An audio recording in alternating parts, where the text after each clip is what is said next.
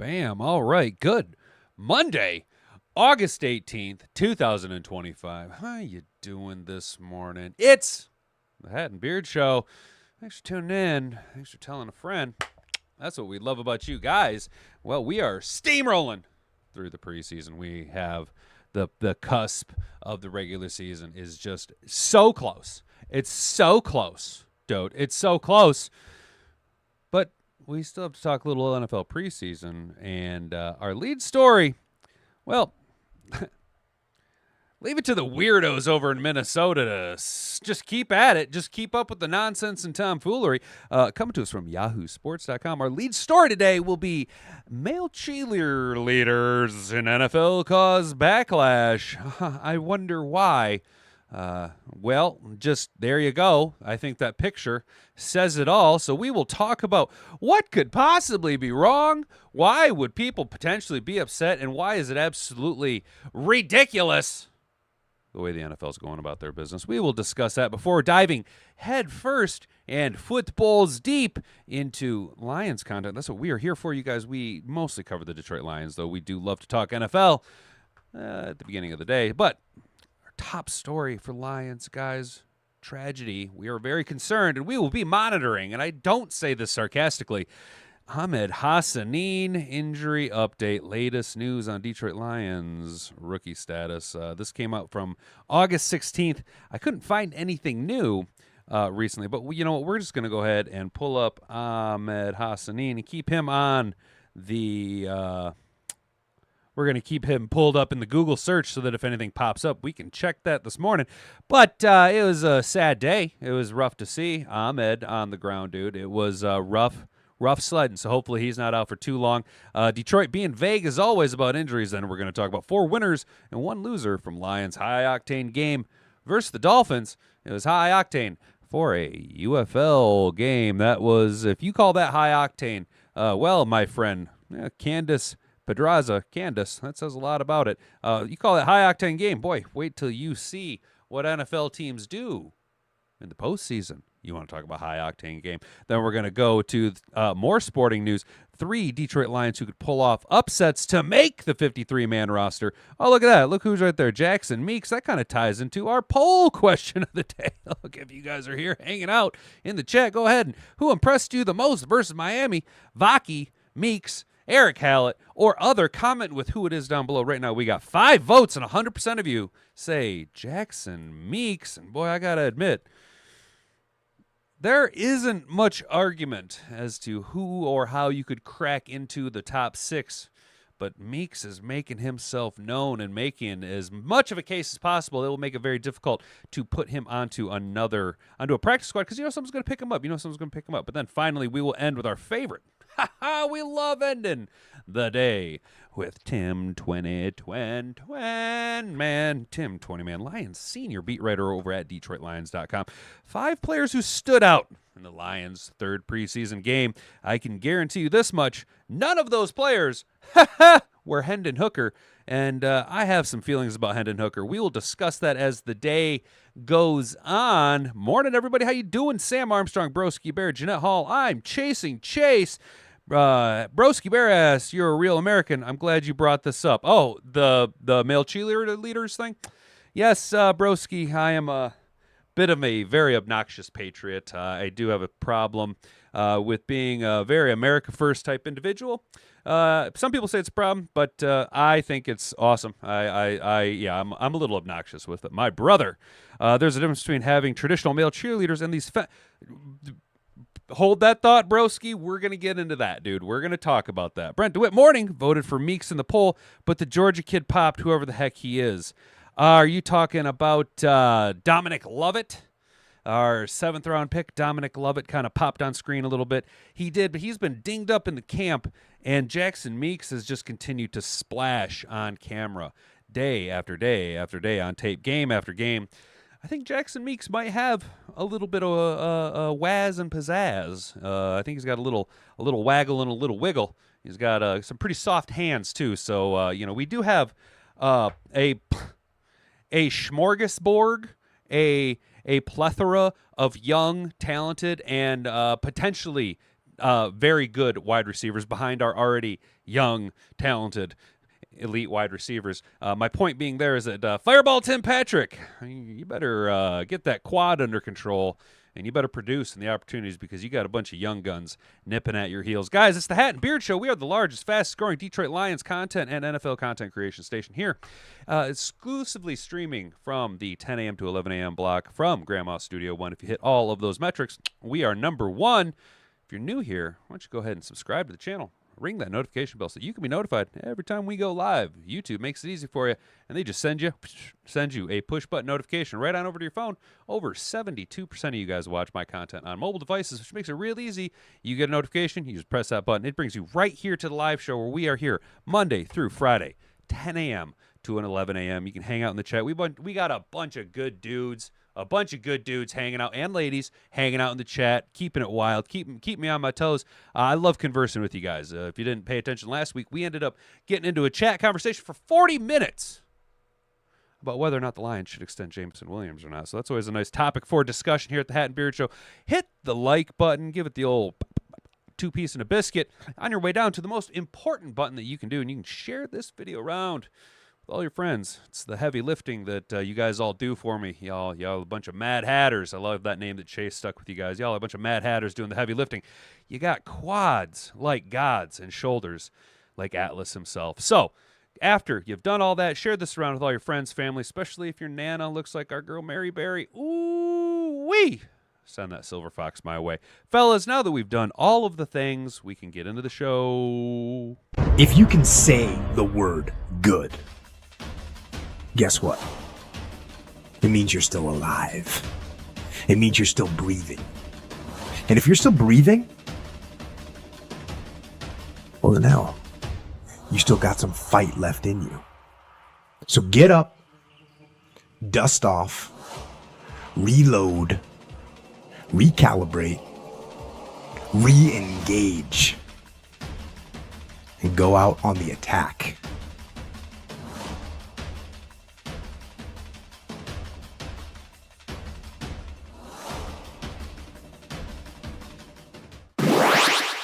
Hell yeah. Sam Armstrong says, watch out for the tampon dispensary in the men's bathroom if you go to the Lions-Vikings game. Exactly. Old Tampon Tim seems to be meddling. What's going on with Minnesota, dude? What is with you goofy fucking bastards up there? With just like, okay, like I'm not trying to be, like, I don't care, dude, but like the overtly gay shit. This is exactly what I'm talking about. Broski, this picture says 1,000 words, doesn't it? He says, and I agree, there's a difference between having traditional male cheerleaders and these feminine fairy boy cheerleaders. Bro, that's the thing. Look, man, I don't care. I don't care if you want to be kind of gay, if you're gay or whatever. But, like, why do you have to be, like, so gay about it? You know what I'm saying? Like, just, like, dude, there have been male cheerleaders in the collegiate ranks for a long time, right? But they're not, like, this Twinkie about it. You know what I'm saying? Like, hell, most of them are like more yoked than I am. You know what I'm saying? They're like big dudes. They do a lot of the literal heavy lifting, the lack of a better term, the traditional male role. But this Twinkie, look at this Twinkie. Why has he got to be so gay about it, dude? Why you got to be like so obnoxiously gay about it? All right, this is coming to us from Yahoo Sports. It's just weird. Minneapolis about to elect an African Muslim commie mayor like NYC will. Yeah, well, Minnesota's a failed state, just like California, and soon to be New York State. New York State following suit. If New York City elects that goofy bastard, oh God, what is his name? I can't think of it, but eating the rice with his fingers. They elect him. New York City's going to fall. New York State will soon fall after it. Minnesota's a failed state. California's a failed state. Michigan is going down that road. Yeah, it's just bad news, dude. It's just bad news all around. It's just bad decisions. And what I don't understand, we haven't even read the story yet. But when will the NFL learn that the liberal world order doesn't like your product? Okay. Your product is beer drinking males in their 20s to 50s, like red-blooded Americans, not for nothing, the UFC crowd, NASCAR, Trump supporters. You know what I'm saying? Look at what, not exclusively, but like the NFL and Budweiser for years had this symbiotic relationship of advertising and ad revenue, advertisement and ad revenue. You know what I'm saying? And then Bud Light took a big swing with Dylan Mulvaney. There's a name none of us have heard for a long, long time. And they still haven't recovered from what's now called the Bud Light effect. Target went through the same thing. Do NFL fans need to Bud Light the NFL? Because this is getting kind of ridiculous. You know what I'm saying? NFL teams have defended the use of male cheerleaders following a backlash after 12 franchises signed up to perform for the 2025 season. That's exactly it. It's a performance. Since the first team brought in a male cheerleader for the 2018 campaign, the number of franchises abandoning the female-only tradition has steadily grown. But unfortunately, the demographic who buys tickets, we like to see titties. Big O titties. We like to see titties. We don't like to see Twinkies. We like to see titties, not Twinkies. New Orleans will reportedly have a total of 12 men among 47 performers on the 2025 Saints cheer crew roster. 3 of their women were replaced this season following tryouts. Oh my God, a man took their jobs. Oh my God, where is the outrage? This is what I don't understand about the dichotomy of the liberal mind. Okay, they're going to sit here in one take go, men are terrible, men are evil, men are the most vile things that have ever happened. But then they'll turn around and watch 3 of their fellow females, their Yas girls, their girl boss, Yas queen, you know what I'm saying, lose their job to, at least on the surface, white males, and they will go, slay, yas, cutting our nose to spite our face because, the hive mind dictates it to be so. Other teams with male cheerleaders are the Carolina Panthers, gay, Tampa Bay Buccaneers, gay, Kansas City Chiefs, gay, Indianapolis Colts, super gay, Tennessee Titans, now gay, New England Patriots, hella gay, San Francisco 49ers, big fucking surprise. I'm surprised it's not more male cheerleaders than female cheerleaders, hella gay, Philadelphia Eagles, the city of brotherly love, wickedly gay, the Los Angeles Rams, wickedly gay, Baltimore Ravens, hella gay, and Minnesota Tampon Tim Vikings, super, super duper gay. The Vikings, who had been singled out for fan criticism on social media, have since issued a statement saying the team was, quote, proud to have male cheerleaders. Yes, they were very proud of they were proud. Let's go. While many fans may be seeing male cheerleaders for the first time at Vikings games, male cheerleaders have been part of previous Vikings teams and have been long associated with collegiate and professional cheerleading. The franchise said in 2025, approximately 1/3 of the NFL teams have male cheerleaders. Every member of the Minnesota Vikings cheerleading program has an impressive dance background and went through some rigorous audition processes. Yep, it was, why are you here? I'm gay. You're hired. Boom. Individuals were selected because of their talent, passion for dance, and dedication to elevating the game day experience. We support all our cheerleaders and are proud of the role they play as ambassadors of the organization. Cool. Can I get a job then? I identify as a black transgender lesbian double amputee with rickets. There, I just won the Oppression Olympics. Can I have a job as a cheerleader now, please? Thank you. Outrage over nothing. A total of 7 teams have had male cheerleaders in 2014, with the issue becoming a talking point in the U.S. Joy Taylor, a Fox Sports presenter, hit back at critics. So teaching kids... this is fucking ridiculous. So teaching kids slavery was not a big deal is acceptable. I don't know anybody who's teaching kids slavery wasn't a big deal. But male cheerleaders is where conservatives, quote, draw the line, she wrote on social media alongside 3 laughing emojis. Also, this isn't new... So, as usual, outrage over nothing. What? Bro, What? What the fuck are you saying? So who is teaching kids that what? Bro, what? Okay. All right. So, let's just be clear. I am a two-time Donald Trump supporting conservative red-blooded American. I voted for Gary Johnson in 2016. So fucking sue me. I'm pretty fucking conservative, right? If you're teaching kids that slavery was like no big deal, all right, you're kind of an asshole. You're kind of a piece of shit. Okay. Also, real quick, just which party was it that wanted to abolish slavery?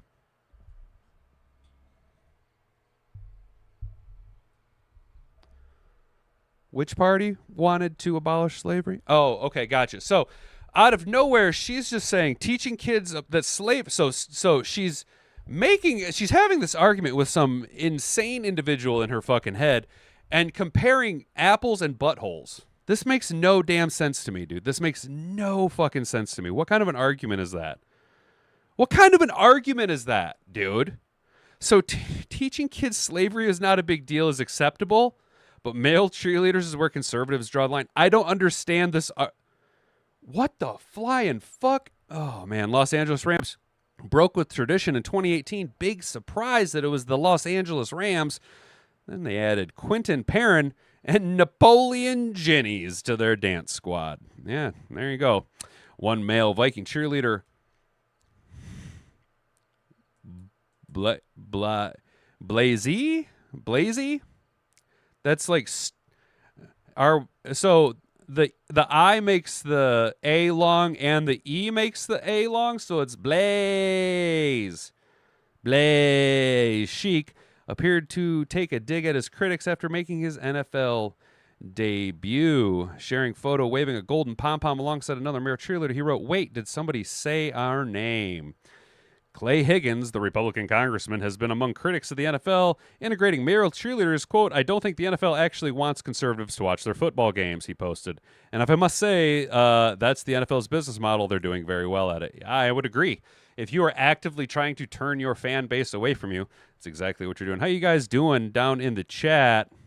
I grew up fighting for women's rights. This is setting us back, Jeanette Hall says. Yeah, there you go. And that's kind of the thing. It's like, boy, this weird warped version of feminism is very interesting. The liberal mind is a very interesting and perplexing place to be, mostly because there's so much space inside their skull. There's so much air up there, and be careful walking around because there's nothing to grip with your feet. It's the little bit of tissue they have is very smooth, very smooth brained, right? Panthers have a tranny cheerleader. No shit. That's gross, broski. Broski, I heard your first stringers played excellent against the Bills. Yeah, dude. Carrie Simtich. Yeah, dude. Broski, I did hear that the Bears starters beat the shit out of the Bills backups. I'm trans like your dad. Okay, Carrie's one of those names that can be either. So I'm not sure. Seems like... All right, broski, you're on fire today, man. This guy jumping around looks like a robot. He's not female, and he doesn't move like a female. Dude, that's the thing, bro. It's just... Bro, Sam, you're right. This is the thing about, like, this is what I don't understand, man. Okay, like whatever, dude. If you want to be gay. That's cool. But, like, why do you have to wear woman face? You know what I'm saying? Like, why do you have to, like, put on this charade of what you think a woman is supposed to be and act like because it's something you've seen in a movie? You know what I'm saying? Like, why can't you just, like, be gay and also just, like, do normal things? Like, why does everything have to be, like, glitter and unicorns and way over the top and, like, acting this weird, strange, like, feminine, like, mockery? They're mocking women, dude, and it's fucked up. I don't get it. Like, I don't just be like, if you want to be a male cheerleader, that's fine, dude. Just go and do the male cheerleader thing. Like, just be a dude who's a cheerleader, but don't be like I said, titties, not Twinkies, dude. Titties over Twinkies. That's what I'm saying. Huh. Well, now that I've really pissed off the YouTube algorithm, how's the poll doing down there? Who impressed you the most versus Miami? I gave you Vaki, Meeks, Hallett, or other. Comment with who. I like the Jackson Meeks. I believe it was Brent DeWitt said George something there on defense. I can't remember his name either. My dude. Sorry, I was trying to get my shit back. My OBS is operating weirdly. Oh, you guys like that? Titties, not Twinkies? Yeah, I like that. Titties, not Twinkies. I think we're going to start saying titties, not Twinkies, dude. All right, fellas. So that it's pretty much just going to be us because the algorithm's going to suppress this because I've been cursing way too hard. This is why if we can get up to 700 subscribers, guys, we're going to be rolling on over and dual streaming to Rumble, the free speech alternative to YouTube. So we'll start picking up people over there as we steamroll ahead to 1,000 subscribers over here on YouTube. Apparently, it's difficult to question for you to answer, Carrie. Are you male or female? That's hilarious, Motown Mitch. I like it. Knowing where you stand now makes me glad I found your show. Oh, Motown Mitch. Good morning, bro. What's up, dude? Hey, Mr. Detroit City. Bro, you just missed me going off on a titties, not Twinkies rant, dude. Yeah, Motown Mitch, dude. I'm pretty like, bro, what you see is what you get, dude. Like, I don't like have a problem with gay people or whatever, but like goddamn, why do you have to be so gay about it, bro? Like, why do you have to be so fucking gay? Like, woo, like, what's with the like? Why do they all have that voice, dude? Why do they all talk like that? Like, why do they all do that? Like hand motions and like wiggle their hips and shit. You know what I'm saying? What is with that? What is with it, dude? Just be a like. It's fine if you're a dude who fucks other guys. I don't care. But like, do you have to be so fucking obnoxious about it? Like, do you have to be so over the top about? Like, you don't see me running around like woo! I love titties, titties, titties, titties. Hey, by the way, I'm Hattenbeard and I love to fuck chicks. I love chicks. Ooh wee girls, girls, girls, girls. I love girls. Woohoo! You know what I'm saying? Like, fuck that, dude. It's just like be a normal motherfucker, yo. God damn. Oh, what's up? So, Dan Broski, you be talking to a bunch of people, huh? You're all up in this shit, dude. You're all over the place. It's like the times of Noah, transhumanism, etc. You got it, Mr. Detroit City, dude. I'm telling you, dude. Eventually, dude, there's just gonna be a big fucking flood. They're just gonna say, fucking A, man. They don't learn. They do not goddamn learn. And I must wash the earth again because they just refuse to fucking learn. God damn. Alan George, the new corner that we picked up. That's right, Brent DeWitt. He made some big, great plays on Saturday. So, you know, Brent, I was thinking, dude, about the defensive back room. It's getting awful crowded, awful quick, especially when you look at the flexibility we have in the safety and corner spots. Avonte Maddox, let's be real. Do you guys can we all agree that Avonte Maddox has that third cornerback spot locked in pretty hardcore, right? And Rock Ya-Sin is going to be your corner 3-4 fighting it out with Amik Robertson. But now Rock Ya-Sin has been cross-training at safety, and Avonte Maddox has cornerback pedigree in the NFL. So our defensive back room is getting real crowded real quick. Does that leave room for these younger guys? The Alan Georges, the Ian Kennelly, dude, come on. We're rooting for Ian Kennelly, guys. We're rooting for Ian Kennelly. I'm rooting for. I hate that I over here doing that old Lions thing where I'm rooting for these undrafted rookie free agents because it feels dirty. It feels like how we used to have to be, where we're hanging our hats on. Oh, maybe this 6th round pick, maybe this undrafted rookie free agent. But there are some guys that I really, really like what I'm seeing. I like Ian Kennelly. I'm really rooting for KC Jr., Keith Cooper Jr., you know what I'm saying? And I'm also really rooting for Jackson Meeks. I'm high on these guys, right? But we're only seeing them in the preseason. We're not seeing the starters who these guys are going to have to actually compete with, and we're not seeing them being judged and graded against other starters, at least what we're exposed to. You know what I'm saying? So I'm putting, I'm not saying I'm saying I'm putting a little bit more, too much emphasis right now on what I'm seeing out of guys against other scrubs.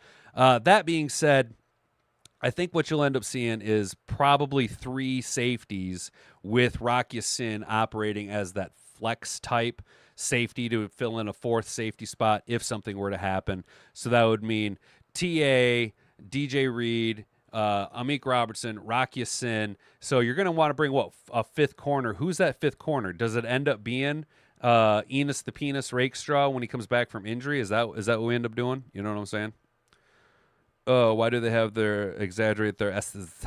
Yes, Sam. Sam Armstrong. Ooh, Sam. Sam Armstrong. Why do they exaggerate their S's like that? Why do they talk like that? You're such a silly goose, Sam. Oh, Sam. How concerned am I about the lack of D-line and O-line depth? Broski, I'm not concerned at all, actually. The D-line depth, I'm more concerned with. Offensive line depth, I actually think we have too many offensive linemen. We've got too many guys. We're going to have to make some cuts that maybe we don't really want to make in terms of feeling good about ourselves. I think our O-line depth is a lot better than our D-line depth, especially now with this article that we have right here at Broski. It's it's like you directed me on what to do. Ahmed Hassanein's injury update, latest on Detroit Lions rookie status. Go ahead and refresh Google, see if there's anything new breaking. Nothing new, but thank you for the lead-in, Broski. That's awesome, bro. Seriously, great timing on your part with that one, dude. So, yeah, the Lions D-line depth, we're getting kind of nickel and dimed here along with injuries. Thankfully, it's nobody along the starters, right? No Davenhart, no Hutch. We already knew that Aleem was going to be out, recovering from the ACL, right? We do still have that DJ Reader is playing well, and then his immediate replacement as far as a nose tackle concerned, Roy Lopez, is still solid, right? Tyleek looks really, really good on the inside. You know what I'm saying? It's when you get to that outside, that edge spot, Pascal being down, Hassanein being down. Now you're looking at your top three defensive ends, right? Hutch, Davenhart, and Mohammed. You know what I'm saying? So who comes in as the defensive end 4 spot, and they're starting to really scrap it out. With Hassanein going down, depending on the length of the injury, pretty much paves the way for Nate Lynn, does it not? You know what I'm saying? Detroit Lions rookie edge rusher Ahmed Hassanein got banged up in the second half of preseason on Week 2 game against the Miami Dolphins. The injury occurred in the third quarter of the contest against Miami. Hassanein was clearly shaken up after play and sat upright on the field for an extended period of time while trainers checked on him.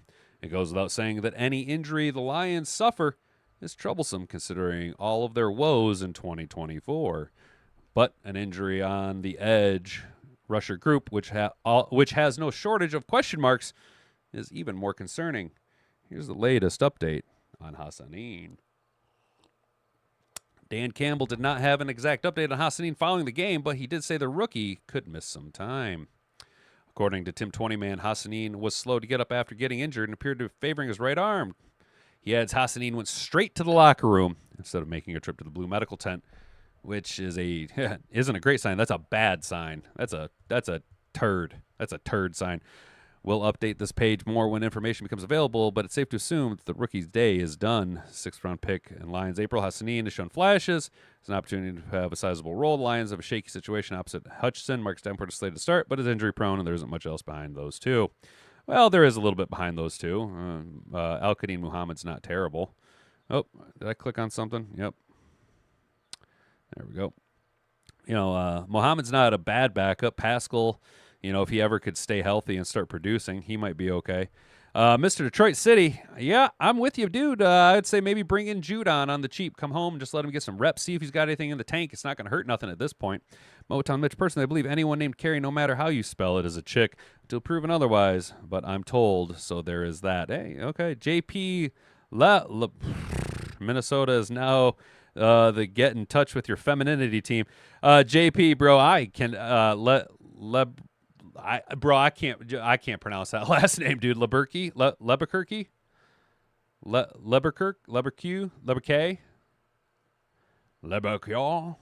Is it French? Lebercon. Allen solidified his backup spot, says Sam Armstrong. He actually looked pretty good. I was toying with the idea of presenting a poll. You know what? Let's end the poll question real quick here. We got 11 votes. That's really damn good. Look at you guys. Man, I appreciate each and every one of you. Let's go ahead and add another poll. This is something I was thinking of during the game. Is Kyle Allen the best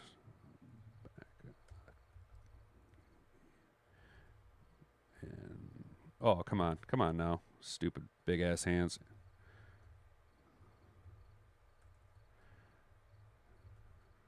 Boom. Yup. Here we go. All right, guys, got a new poll going up. The question is, this is something I was thinking of, is Kyle Allen the best QB in Goff's tenure here in Detroit? Is Kyle Allen the best QB backup QB Jared Goff has had since coming to the Motor City? Outside of possibly Teddy Bridgewater, though we never really got to see much out of him, I would say Kyle Allen is the best backup quarterback Jared Goff has had since coming to Detroit. So, all right out the rip, 100% of you are saying, yep, that's what's up. Yeah, Sam Allen looks like a serviceable backup. Other than Brent and Sam Armstrong, I will push back. I'll stop doing that, Sam. I'm sorry, dude. I just couldn't help myself. I would push back and say he looked good, not great. He still does kind of miss high from time to time on some wide receivers. Though, when you're used to having athletic wide receivers that can go up and get the ball, J-Mo, Amon-Ra, now being proven that Isaac Tesla can go up and grab consistent catches, back-to-back touchdown grabs in back-to-back games, going up and getting it in an aggressive manner. Holy shit, Isaac Tesla. Holy shit, man. Will you calm down a little bit? I'm getting way too hype about you over here, brother. You know what I'm saying? Kyle Allen, though, he's no Tyson Bagent, that's for sure. Bro, I actually was high on Tyson Bagent, broski. I was really high on Tyson Bagent. I thought he had a really awesome pedigree coming out of college. Yeah, I thought I thought Kyle Allen actually did look good as far as he continues to take steps forward. He continues to get better and better week by week, whereas, I don't know if I've just got like a thing for understanding game narratives, but fellas, I was watching, so I had to work Saturday, and I missed a good chunk of the second quarter. I literally was able to tune back in while Hassanein was getting hurt, okay? So I was able to watch from that point on, and, I was watching the final drive of the game, and I'm sitting there, and I'm like, okay, Hendon Hooker, look at you executing the 2-minute offense, pretty well. Okay, look at you go. Okay, yeah, he's dinking and dunking, but he's moving it. He's making quick decisions. Yeah, it's against scrubs, but whatever. It was a little bit of glimmer and hope out of Hendon Hooker. And as we got closer and closer to, deeper and deeper into Dolphins territory, I just had this feeling. And I said to myself, I was like, Hendon Hooker's going to drive it down. He's going to turn it over.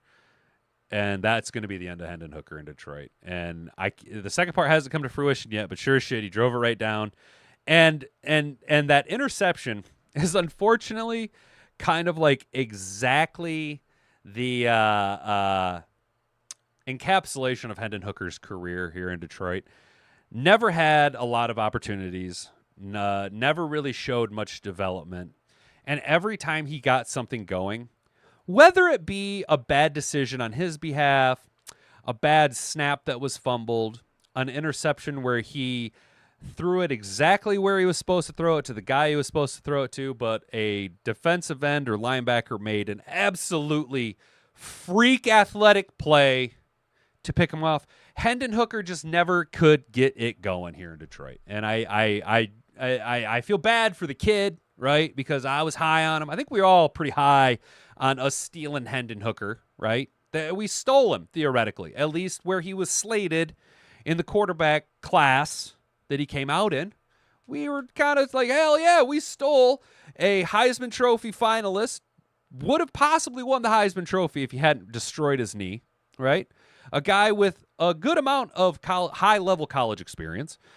Should be able to come in and be a serviceable backup for Jared Goff for the near future, possibly even heir apparent to Jared Goff if something were to happen. And he just never could put it together. So it just sucks, but this is kind of the way the NFL works out, man. I talk about it all the time, how statistically you're not going to be a success in the NFL. How statistically you need to protect yourself financially for that not getting a second contract. Now, I do think that Hendon Hooker still has enough talent that given an opportunity elsewhere, a fresh start, Trey Lance style, you know what I'm saying? He could bounce around for a little bit for another couple, 2-3 years. I just don't think Hendon Hooker is ever going to be a starting quarterback in the NFL, at least at an actual top 32 starting quarterback level. I think he could start maybe 1 or 2 games over the next couple years as a backup in spots, but it won't be pretty for that team, unfortunately, Hendon Hooker. I think it's time to hang it up, kind of like Jake Fromm. Jake Fromm actually just recently announced his retirement from the NFL. So in reality, now is the time to, maybe see. Unfortunately, Bryce Perkins just signed with the Panthers, so he's not available anymore. Maybe there's somebody out there you could give some opportunity to. Maybe bring someone into camp, see what they got. Because at this point, I think Hendon Hooker is starting to take away reps and possibilities for other guys who could perform better than him at this point in his career. I think it's time to move on from Hendon Hooker. That sucked seeing him down when he threw his helmet down and couldn't move his shoulder. I said, damn, Sam, you're talking about Hassanein. Yeah, bro, that sucked. I was really disappointed when I seen Hassanein sitting there with an injury, dude. That was really devastating. It goes to show you the only thing that matters is your skills translate to the NFL, not how good you were in college. Broski, nailing it, dude, nailing it. It just goes to show you exactly, just because you're really good in college, dude, nothing is guaranteed. You got to earn that paycheck in the NFL, dude. Yeah.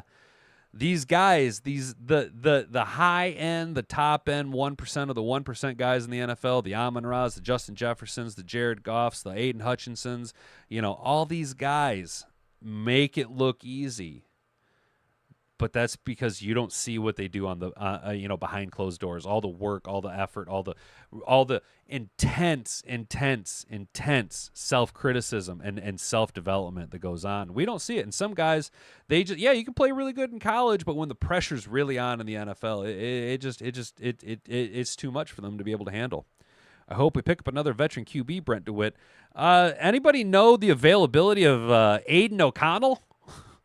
Is Aiden O'Connell still a viable option for the Lions, or do we have to fucking trade for him? Because, man, Aiden O'Connell would be a nice little serviceable backup for us. He'd actually be better than Kyle Allen. But I think Kyle Allen's starting to get chemistry. I think the players around him are starting to buy into Kyle Allen. I think Kyle Allen is going to be the guy. Might as well get behind the old 8 ball. Let's go. There you see Kyle Allen after he threw that touchdown pass to Isaac Tesla. Here we go. Sideline report. 4 winners, 1 loser from Lions' high-octane game versus the Dolphins. Well, really a high-octane game. It was a flag fest. Flag, as Tom Grassi's ref would say. Flag. Flag. Flag. The Detroit Lions and Miami Dolphins finally squared off on Sunday afternoon after a week of joint practices against one another. Those practices, as you probably heard, were very intense and quite lopsided in the Lions' favor.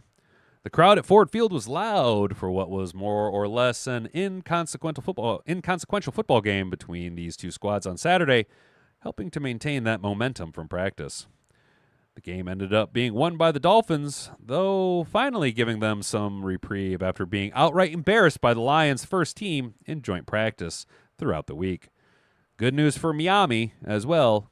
Quinn Ewers looked solid. He didn't look bad. I wouldn't say he looked solid. Lions had a few standouts from this contest, as well as a few featured hiccups from one unit that completely dragged down a player in major need of a huge game. Let's dive into what worked and what didn't in Detroit's second-to-last audition for the 53-man roster. Winners and losers from Lions TKTK against the Dolphins. Winner Grant Stewart.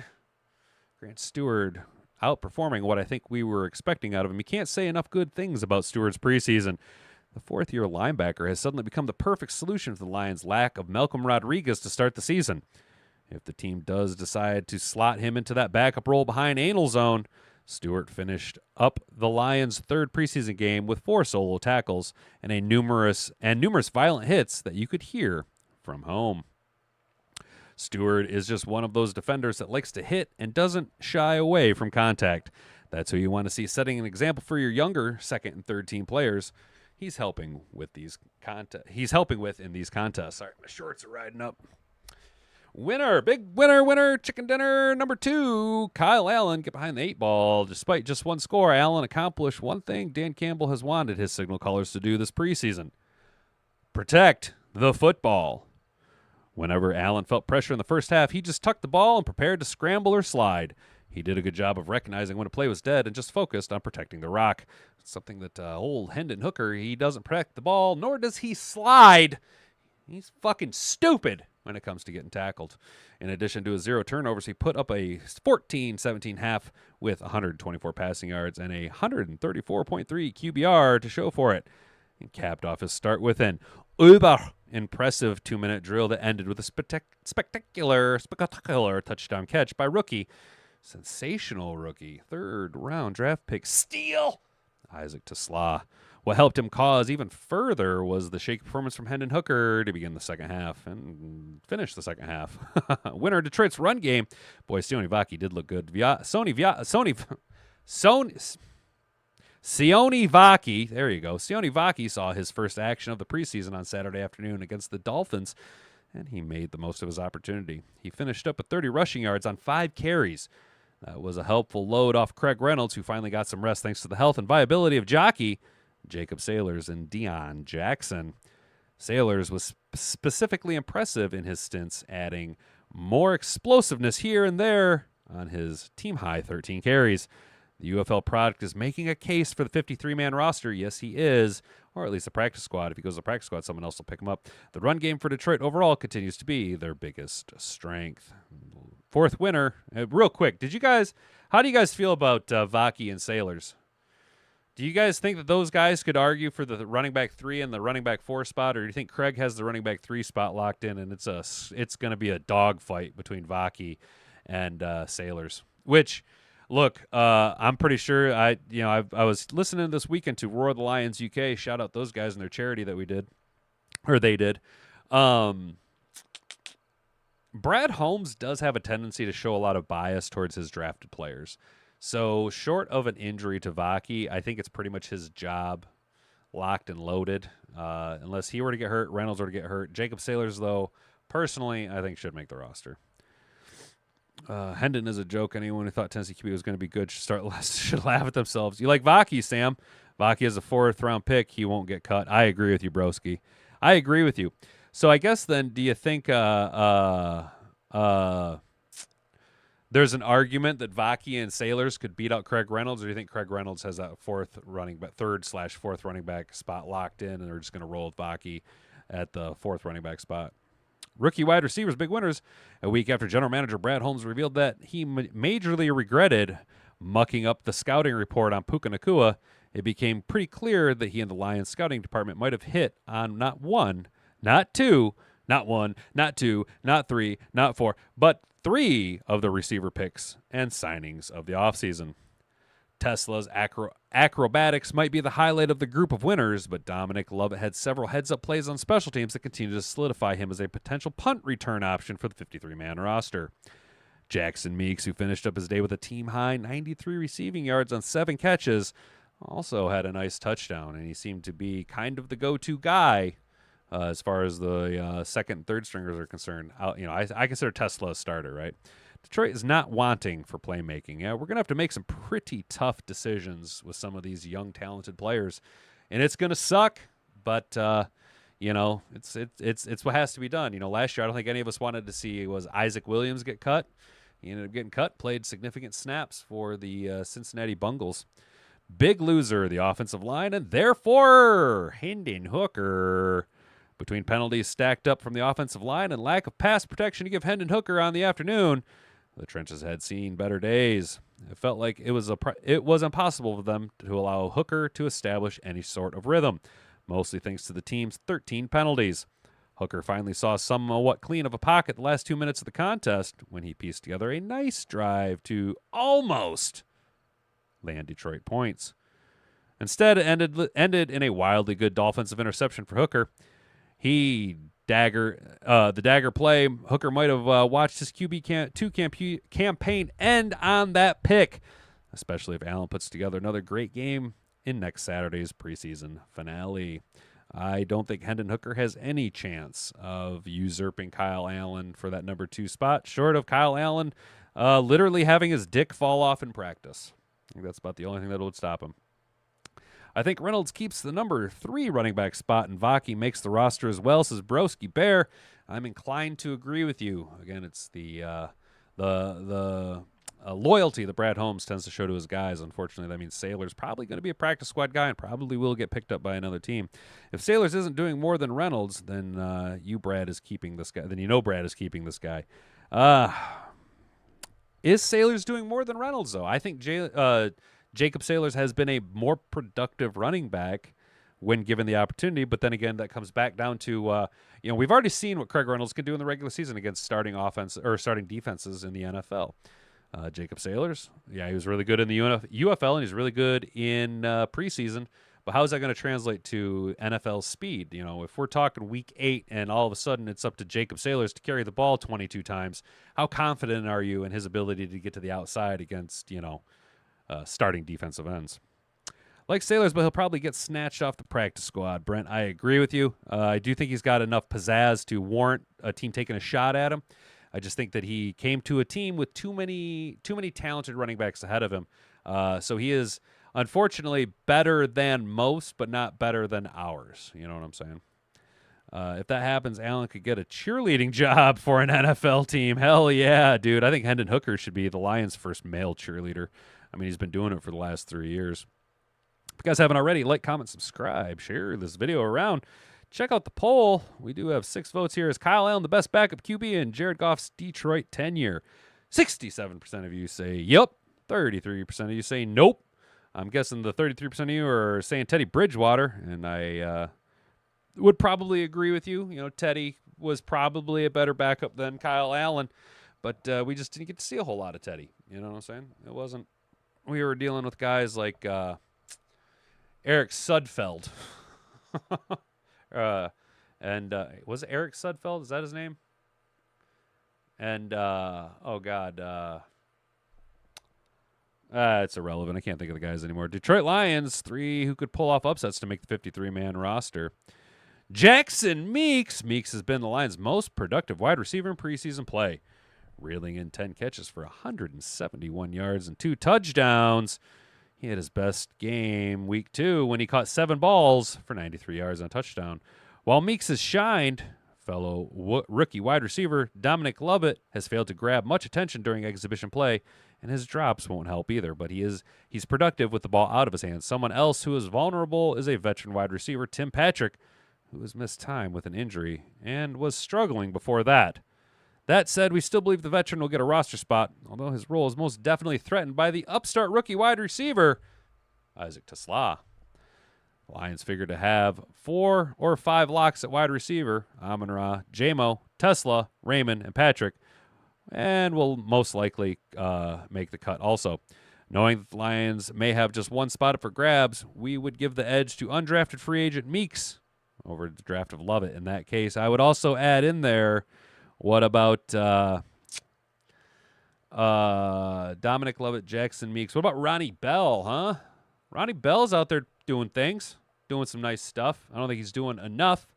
And unfortunately, when it comes down to what have you guys really done for me, obviously the splash plays, the highlight reels, Jackson Meeks has put together a nice highlight reel. But you know what? Maybe there's better opportunities elsewhere for him to get more repetitions and be more productive. Nate Lynn, our guy Nate Lynn, probably the most beneficial thing for him was, unfortunately, Hassanein getting hurt. While Lynn didn't do much in preseason week 2, he was an absolute menace in the team's preseason week 1 game, where he tallied 4 pressures and a sack. The week before that, he posted 3 pressures in the Hall of Fame game. During preseason week 2 broadcast, GM Brad Holmes gave Lynn a shout-out for his impressive showing this offseason, which adds more fuel to the fire that the former UDFA could make the cut. Hutch, Davenport, Al-Qadim Muhammad will be the initial 53-man roster. From there, a few questions arise. Josh Paschal, who is on the NFI's list, won't be ready until early September. Head coach Dan Campbell said earlier this offseason. 6th-round pick Ahmed Hassanein is dealing with an injury that Campbell said will force him to miss time. Currently listed as the 4th team edge on the Lions depth chart, Lynn has a strong case to make the initial 53-man roster, and I think Nate Lynn will make the best of that opportunity. Cake Man 1218, good morning. Pleasure to see you in the chat. Bringing shame to the Lions hat. Shame. Am I? Well, I'm sorry. Sorry I feel that way, but it is what it is. Defensive back Eric Hallett, after having a rough showing in preseason week 1, Hallett bounced back in a big way in the second preseason game with 3 tackles and 3 passes defended, which earned him the Lions' highest coverage and defensive grade from PFF. Eric Hallett was all over the damn field. It's gonna be tough. This is what I'm saying is that we got some guys who can flash on tape, man. We're gonna have to make some cuts that it's just gonna suck. It's just gonna suck, because we do start to build these small kind of fandoms. We all kind of have our guys that we're rooting for. We all got our guys that we're rooting for. I'm rooting for Keith Cooper Jr. and Ian Kennelly and Jackson Meeks. You know what I mean? Those are the guys that I'm really rooting for. You know what I'm saying? Some guys are really rooting for Eric Hallett. Other guys are really rooting for Nate Lynn. We all got our guys, and there's just not going to be enough room on the roster. You know what I'm saying? Adding to that, Hallett displayed immense versatility, seeing snaps at outside and slot corner and at safety. That kind of positional range will no doubt help his cause further. The Lions have 4 locks at corner: Terrion Arnold, DJ Reed, Amik Robertson, and Rock Yassin. If Khalil Dorsey starts the season on the PUP list, where he is residing now, that could open the door for Hallett. At safety, Hallett's competition for one of the final spots are Ian Kennelly, Lauren Strickland, and Maurice Norris. Of course, Brian Branch, Kirby Joseph, and Avante Maddox are all locks there. So, how do you guys feel about that? I think it's going to come down to, I actually think that in the preseason that we've seen so far, Eric Hallett and Ian Kennelly have outperformed Lauren Strickland. Is Maurice Norris planning on coming back? Does anybody know anything about that? Lennon Cooper Jr. are making the 53, says Brent DeWitt. Hell yeah, brother, let's go, dude. I think Cooper Jr. is going to be a sneaky little. I think he's going to be a sneaky guy.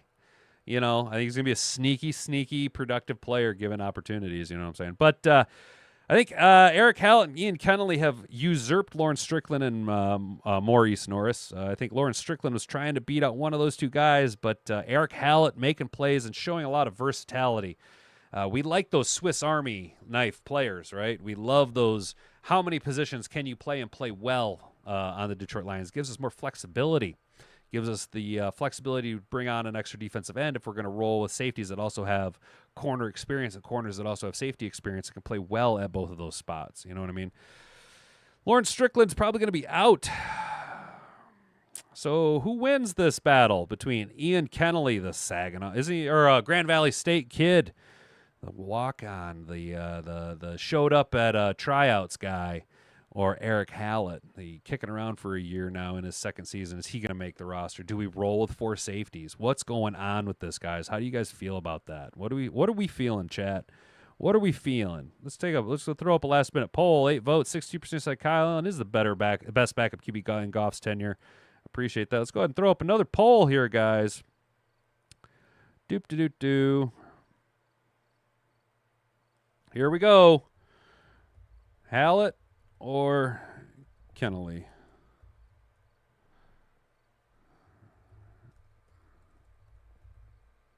Hallett. Boom. All right, guys. We got a poll up. Go ahead and answer it on. I think they're using kid gloves with the Norris concussion, not going to rush him back.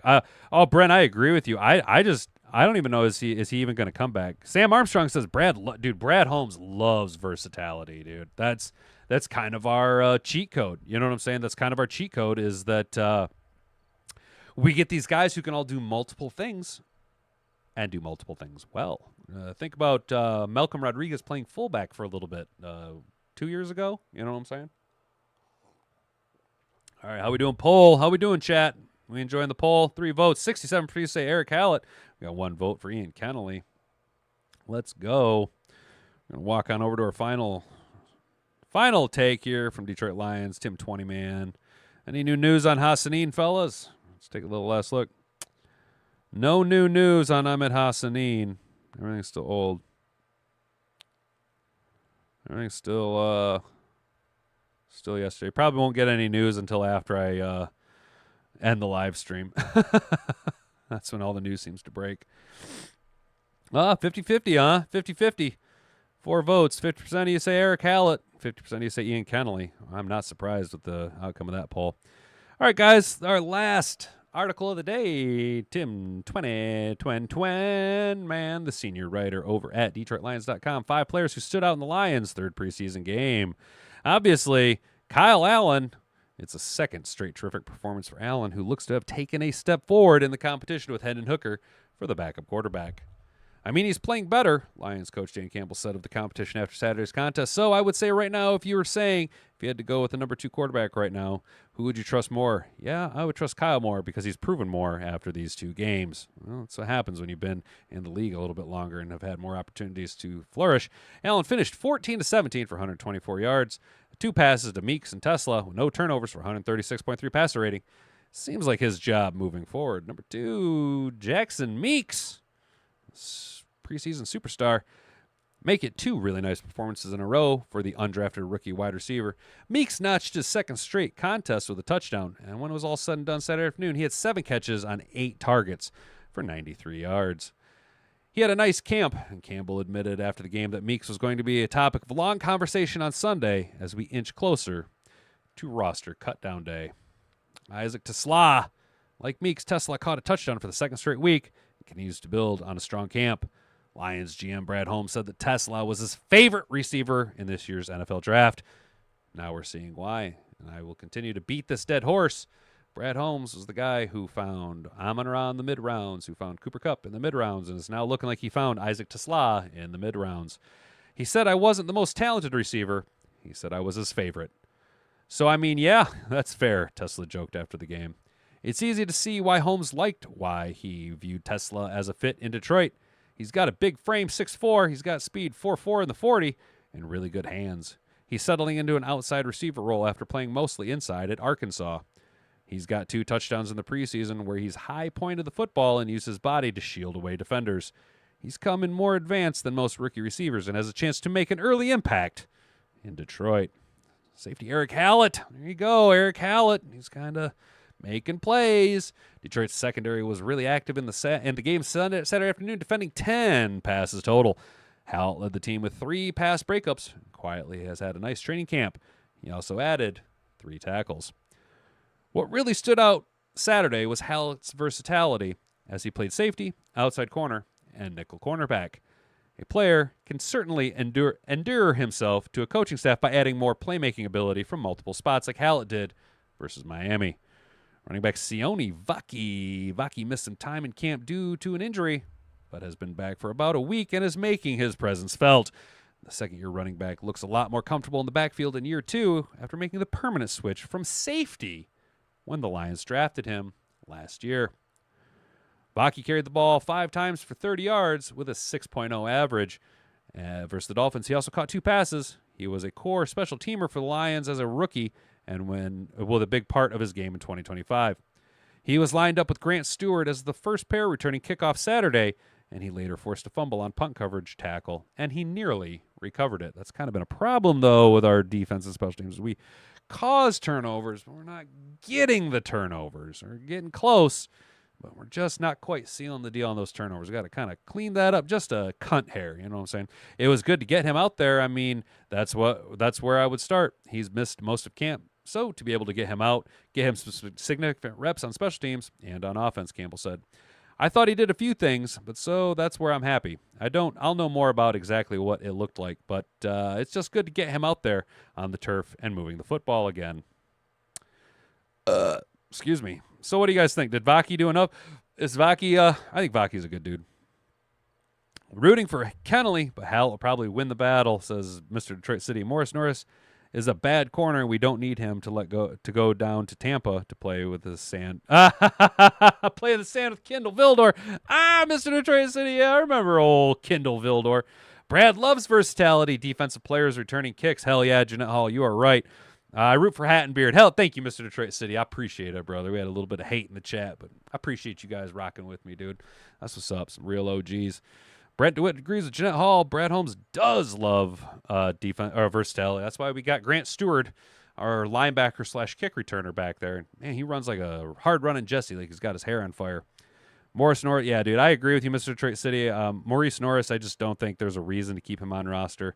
I don't think there's a reason for him to continue maybe pursuing an NFL career when you almost died on the field or whatever happened. Rooting for Kennelly, but Hal will probably win the battle. I think, looks like 8 votes. All you guys are rooting for Ian Kennelly. I'm in the same boat as you, though, Brent DeWitt. I think that if we do keep 4 corners, due to the versatility of Eric Hallett being able to play all over the defensive backfield, it's Eric Hallett's job to lose at this point. Kennelly, though good and can tackle and hit like a fucking freight train, not as quick, not as fast, not as versatile as Eric Hallett, though. This is going to sound weird.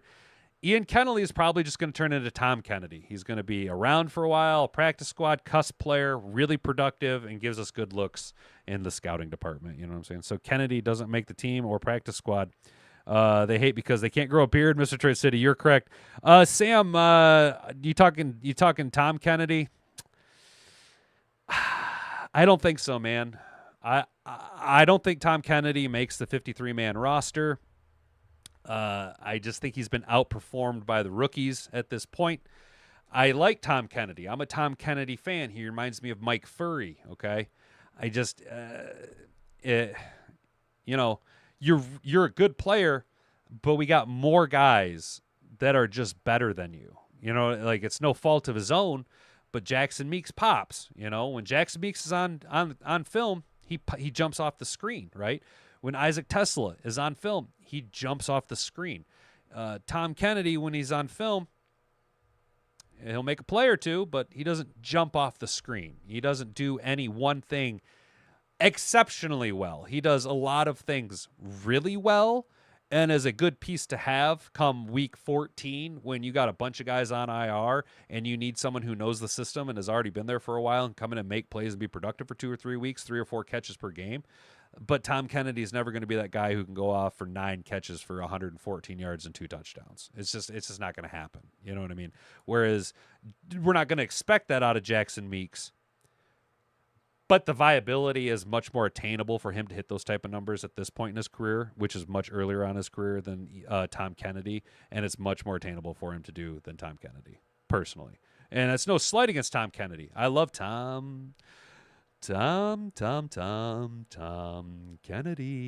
TK85. I love Tom Kennedy. It's just, he's just turning into Thumb Kennedy. You know, would you rather have a guy out there who can make plays, or would you rather have a thumb out there running around? You know, it is what it is. No hate towards him, no shade, though. You know what I'm saying? No hate or shade. It's just the reality of the situation. You're just getting outballed by guys who are younger, faster, maybe a little bit more talented than you, you know. Meeks is bigger and faster. Yeah, he is. And just a little bit of salt in the ass of Zadarius Smith of Jackson Meeks. If Jackson Meeks makes the roster and then we win a Super Bowl against the Bills and shut them out 59-0 this year, and Zadarius Smith misses out on it, but his nephew gets a ring in his first year at Detroit as an undrafted rookie free agent. Wouldn't that be awesome? Tesla was on his high school QB and can throw a ball a mile. Trick play incoming. Brent, don't be surprised. I would be more surprised if we don't try some type of trickery with Isaac Tesla's arm than if we don't. Or I'd be more surprised if we don't than if we do. I think the versatility that he does bring, I mean, he did win a state championship as a high school quarterback. He's a better wide receiver, but he does bring that option, that sneaky nonsense that we like to play. Sam Armstrong says, forget about that, huh? You don't think so? So, Sam, are you in the camp that the trick plays were a small PP Benedict Arnold, Osama Ben Johnson, the trader in the Windy City, and not a Dan Campbell thing? We'll find out this year, won't we? We sure will find out who was drawing up the tomfoolery, Dan Campbell or small PP Benedict Arnold, Osama Ben Johnson, the trader in the Windy City. All right, guys, today, as far as the Lions are concerned, we tried to find out what's going on with Ahmed Hassanein. We're going to keep our ear to the ground and listen for the Buffalo to see if there's any news that comes out about the type of injury, how long he could miss, and what's going on with Ahmed Hassanein.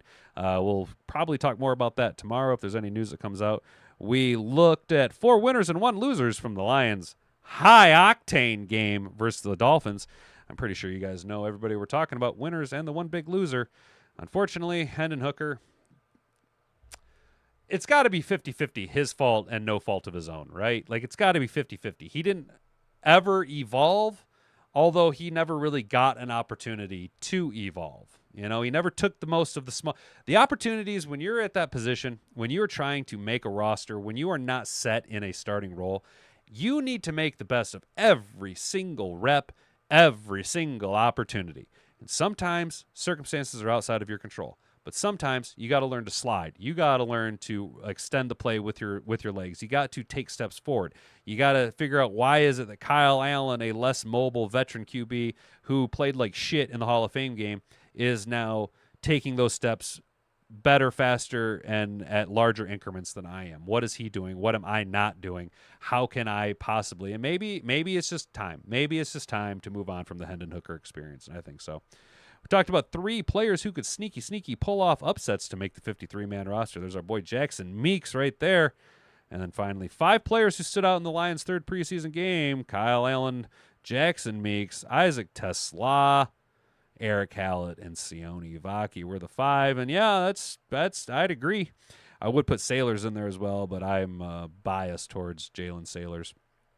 Finally, let's shout out real quick, guys. I just want to point this out. Check this out. Michigan Panthers, Bryce Perkins.